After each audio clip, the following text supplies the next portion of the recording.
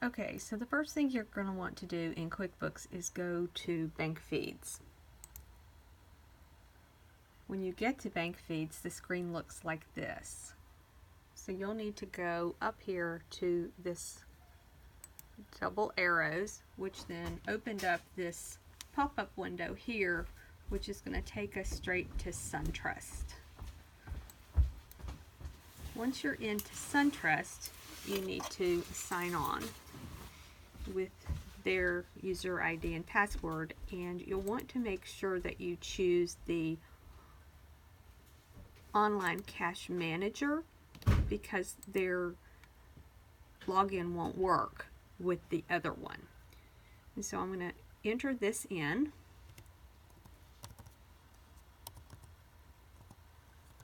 I don't know if Greg and Teresa use the same login or not.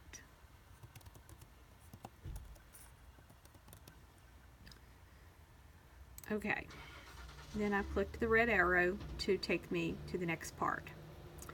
And now this is populating. Slowly. Okay, so here's a list of all their accounts. The next thing you have to do is you have to click Accounts. And then that brings this screen. The next thing you're going to click is right here where it says comma separated, and drop that down and choose QuickBooks All Versions. And then click Download Now, which brings you then to this screen. Then on this screen you're going to check mark the account that you want to download, and your screen will look different. This is for their personal and family mortgage and Summer Haven. So I don't know, I do see Sovereign Mortgage on there. Maybe this is the list you'll be looking at, but maybe not. But it'll look similar to this. Then we're going to choose our date range, which I always go back to the first day of the previous month to the current day. And then click here, Download Initiate. And then download again.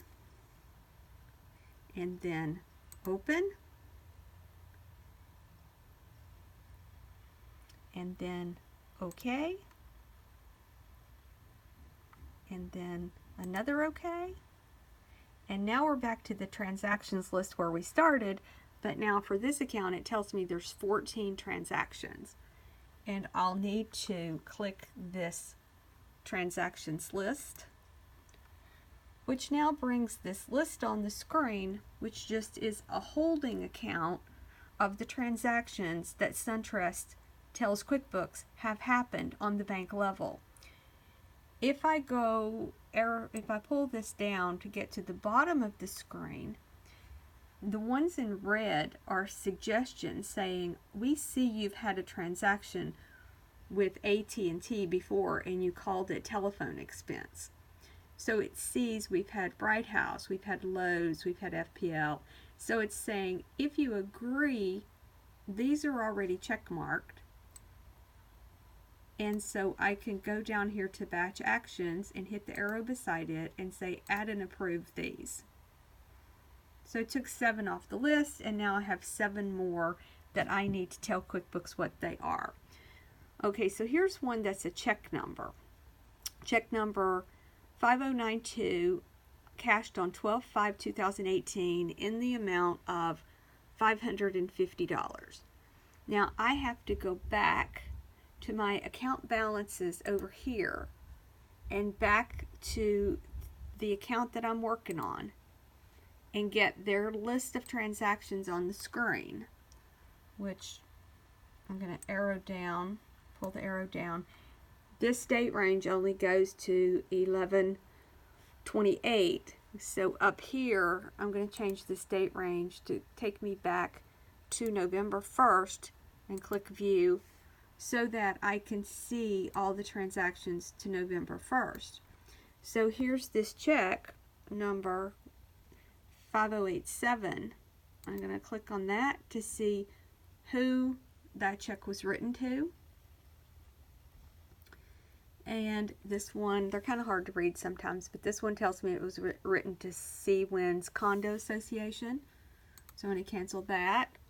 Now I'm going to go back to my transactions list And for my payee, I'm going to say CWINS, and QuickBooks already knows that for this account that's HOA fees, and then I'm going to go ahead and add that one.